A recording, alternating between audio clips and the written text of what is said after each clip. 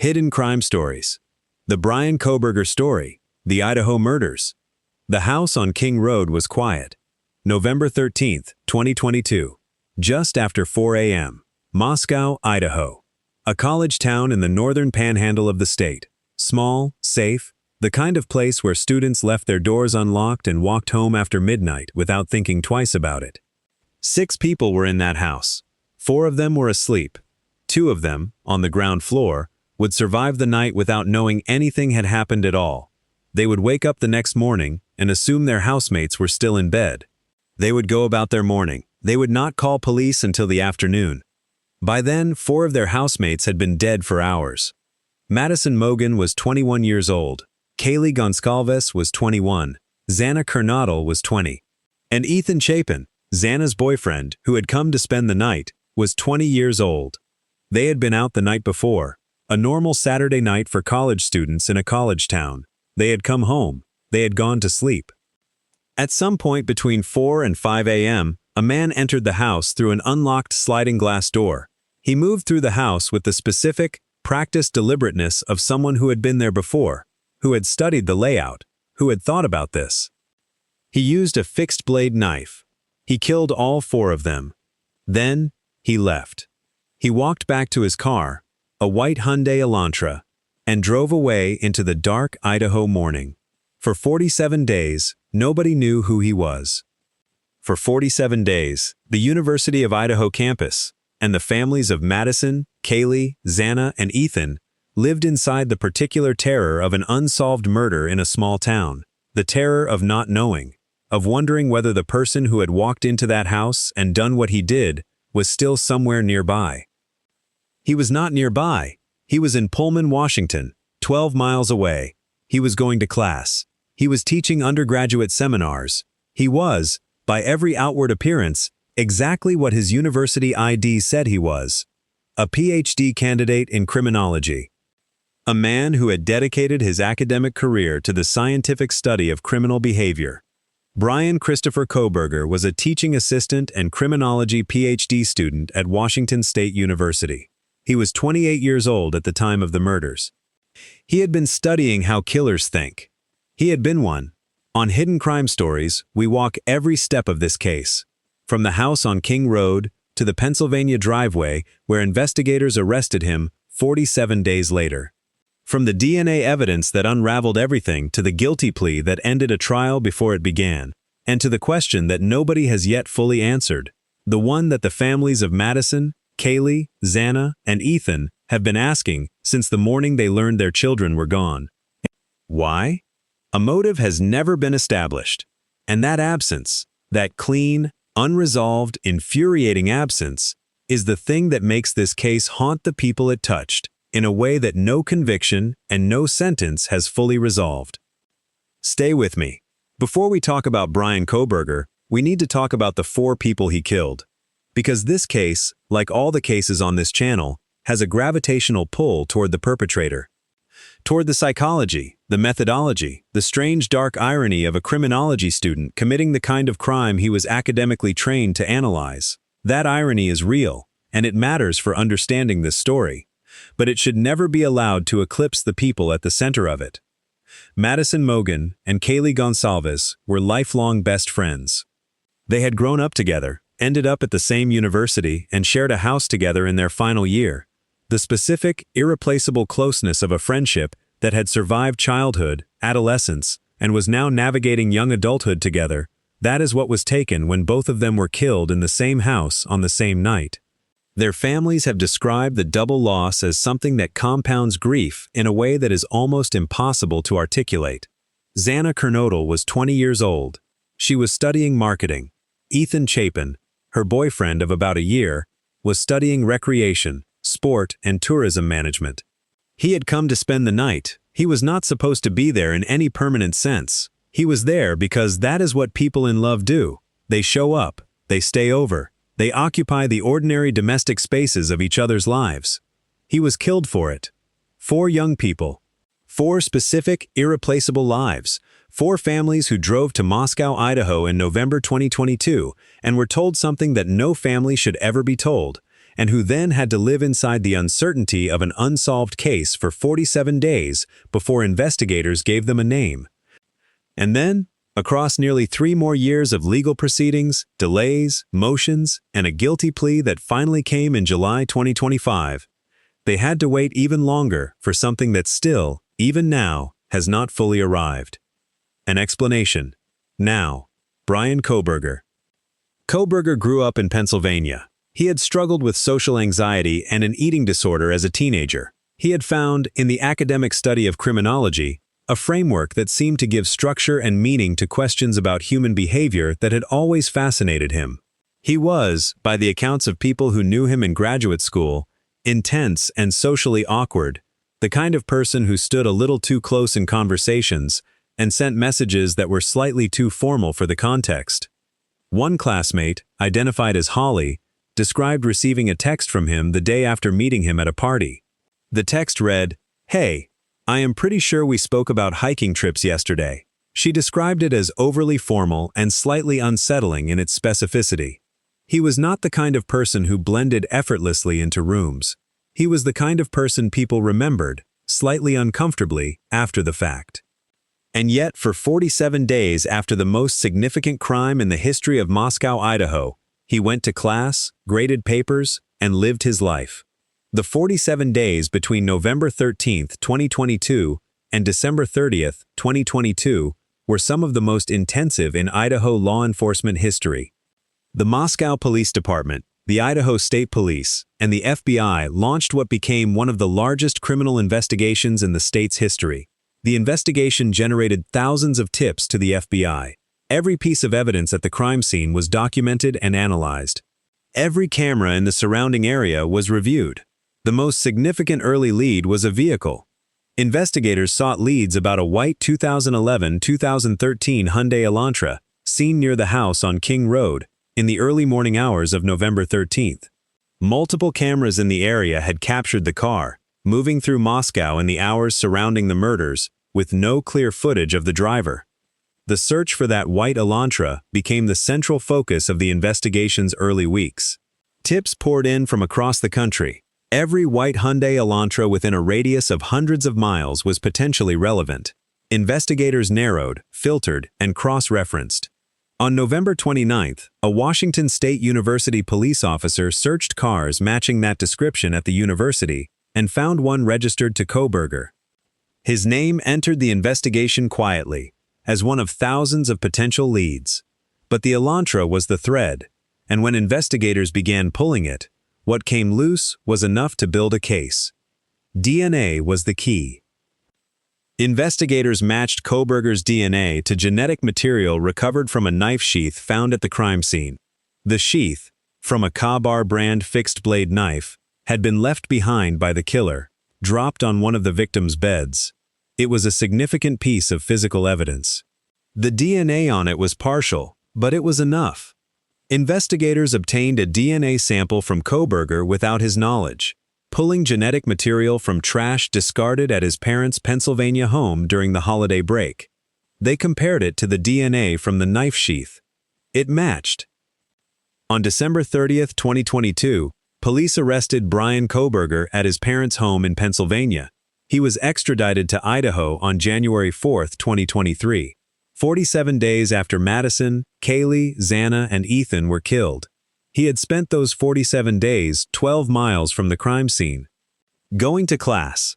The legal process that followed Kohberger's arrest was extraordinarily protracted, a reflection of the complexity of a capital case, the volume of evidence to be processed, and the series of defense motions that delayed proceedings at nearly every stage.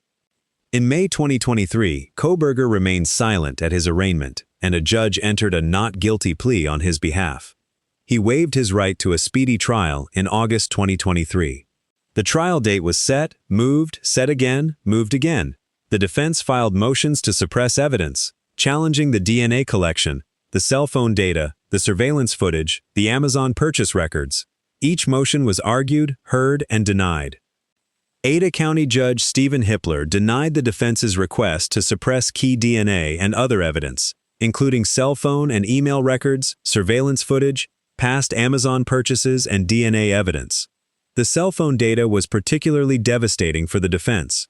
Records showed Kohberger's phone, and by extension, Kohberger himself, in the vicinity of the house on King Road multiple times in the weeks before the murders.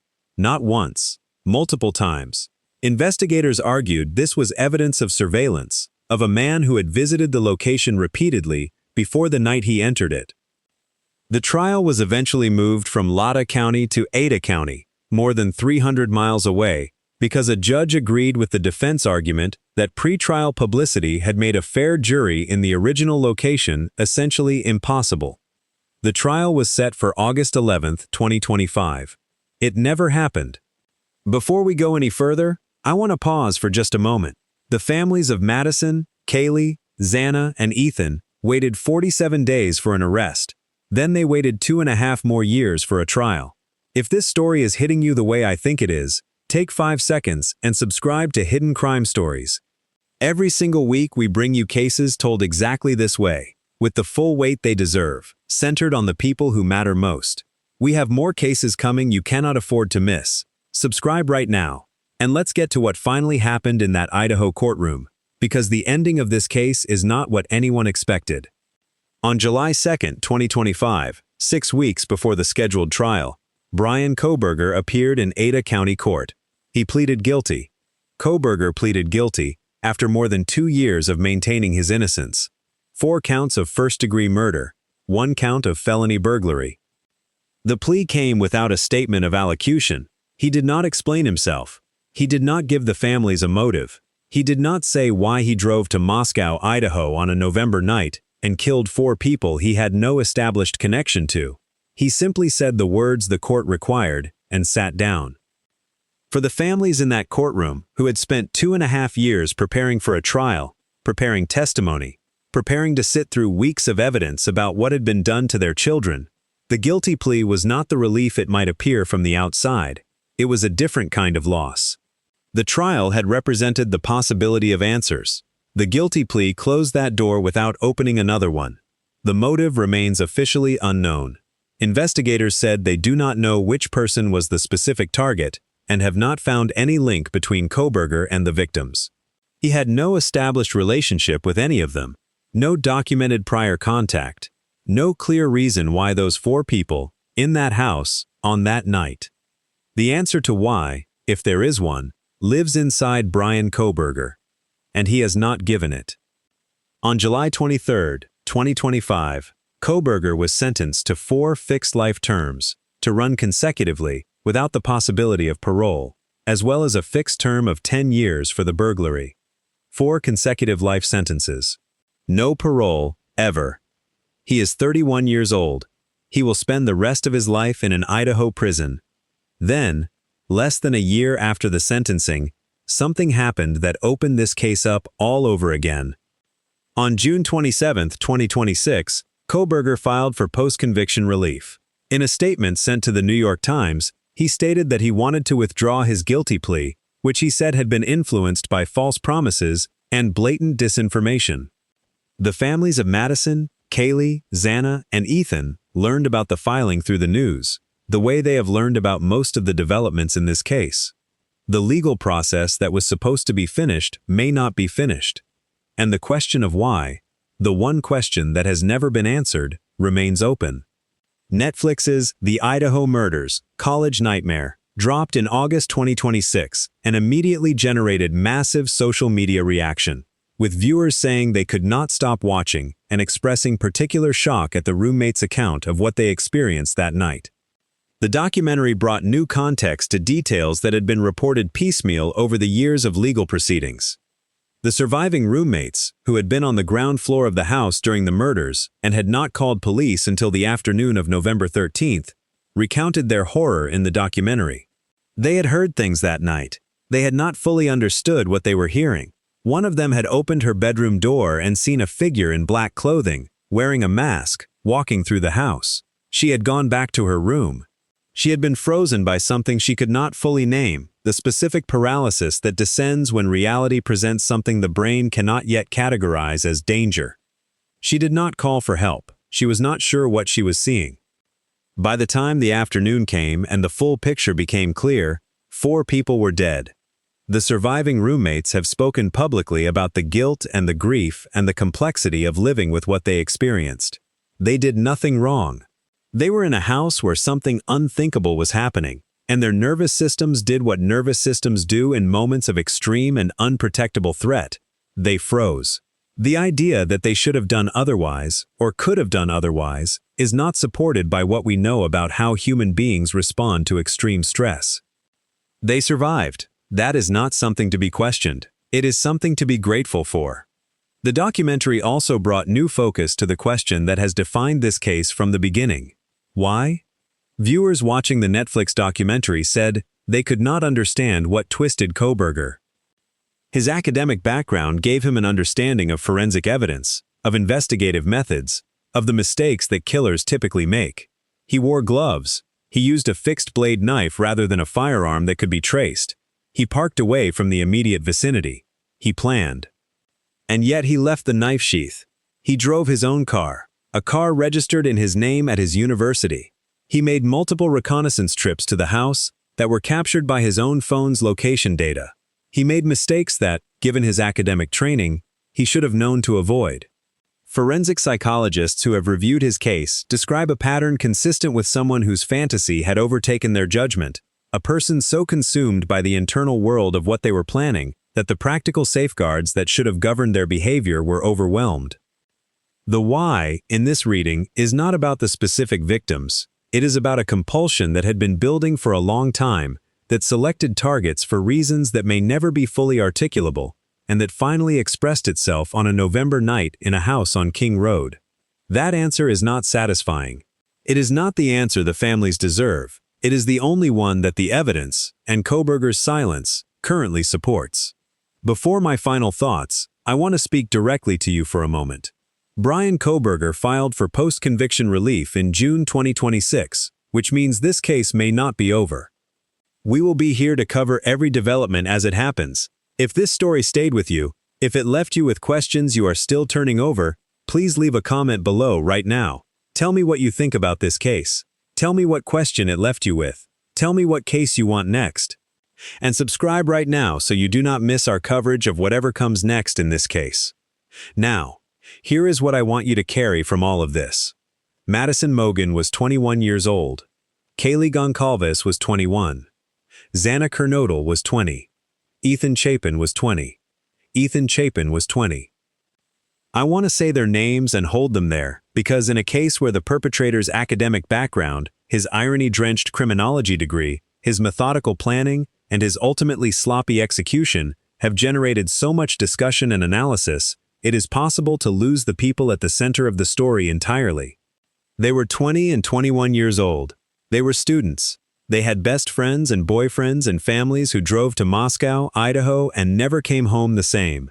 They had futures that were taken from them by a man who, by every current piece of available evidence, had no personal connection to any of them, who chose them for reasons that exist only inside a mind that has so far refused to share them with anyone.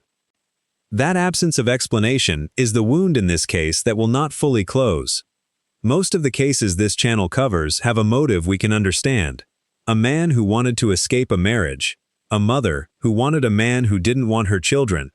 A church deacon who needed to be seen as extraordinary. Even the cases where the motive is disturbing, the doomsday theology, the online fantasy, the accumulated resentment, give us something to work with, something to point at and say, this is where it went wrong.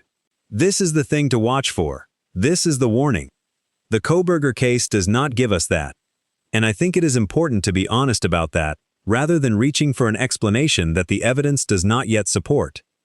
What this case does give us is something about the nature of investigation, about the patient, methodical, unglamorous work of following evidence without the benefit of a clear motive. Investigators in this case did not know why. They did not need to know why in order to build the case that identified Kohberger, that obtained the DNA that matched the knife sheath, that tracked the cell phone data that placed him near the house multiple times before the murders. They followed the evidence, and the evidence, over 47 days, led them exactly where it needed to lead. That is worth acknowledging, not as a feel-good coda to a devastating story, but as a genuine and important truth about how justice sometimes works, not through inspiration or a dramatic breakthrough, but through the relentless, unglamorous accumulation of pieces until the picture becomes undeniable. Kohberger was sentenced to 4 consecutive life terms without the possibility of parole on July 23, 2025. His post-conviction filing, his attempt to withdraw the guilty plea, faces an extraordinarily high legal bar and is widely expected by legal analysts to be unsuccessful. He will almost certainly die in prison. The question of why he drove to Moscow, Idaho on a November night in 2022 may never be fully answered. Madison, Kaylee, Xana, and Ethan deserved better than that. They deserved to grow old. They deserved the ordinary, imperfect, beautiful futures that college students in the panhandle of Idaho on a Saturday night in November have every right to expect. They deserve to come home. Say their names. Every time.